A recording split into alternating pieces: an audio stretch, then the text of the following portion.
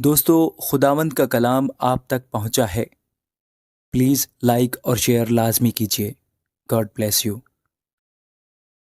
خداوند کا جو کلام یوئیل بن فینوئیل پر نازل ہوا۔ اے بوڑھو سنو، اے زمین کے سب باشندوں کان لگاؤ۔ کیا تمہارے یا تمہارے باپ دادا کے ایام میں کبھی ایسا ہوا؟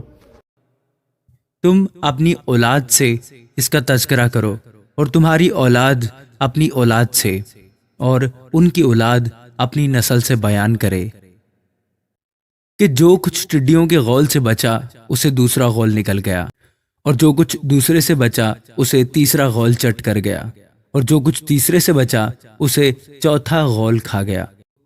اے متوالو جاگو اور ماتم کرو، اے میں نوشی کرنے والو نئی میں کے لیے چلاؤ، کیونکہ وہ تمہارے منہ سے چھن گئی ہے۔ کیونکہ میرے ملک پر ایک قوم چڑھ آئی ہے جس کے لوگ زوراور اور بے شمار ہیں، ان کے دانت شیر ببر کے سے ہیں اور ان کی داڑیں شیرنی کی سی ہیں۔ انہوں نے میرے تاگستان کو اجاڑ ڈالا اور میرے انجیر کے درختوں کو توڑ ڈالا ہے۔ انہوں نے ان کو بالکل چھیل چھال کر پھینک دیا، ان کی ڈالیاں سفید نکل آئی ہیں۔ تم ماتم کرو جس طرح دلہن اپنی جوانی کے شوہر کے لیے ٹاٹ اوڑھ کر ماتم کرتی ہے۔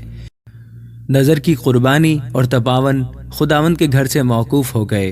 خداوند کے خدمت گزار کاہن ماتم کرتے ہیں۔ کھیت اجڑ گئے، زمین برباد کرتی ہے، کیونکہ غلہ خراب ہو گیا، نئی میں ختم ہو گئی اور روغن ضائع ہو گیا۔ اے کسانوں خجالت اٹھاؤ، اے تاگستان کے باغبانوں نوحہ کرو، کیونکہ گیہوں اور جو اور میدان کے تیار کھیت برباد ہو گئے۔ تاک خشک ہو گئی، انجیر کا درخت مرجھا گیا، انار اور کھجور اور سیب کے درخت، ہاں میدان کے تمام درخت مرجھا گئے، اور بنی آدم سے خوشی جاتی رہی۔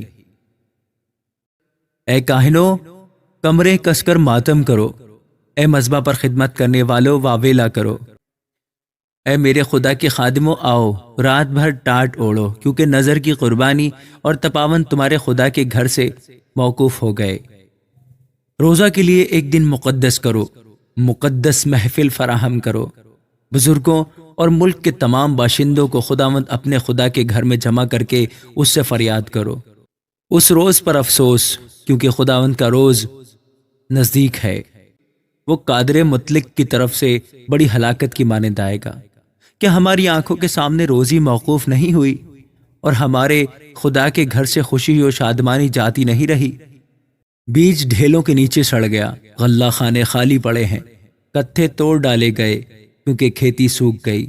جانور کیسے کراہتے ہیں، گائے بیل کے گلے پریشان ہیں، کیونکہ ان کے لیے چراگاہ نہیں ہے۔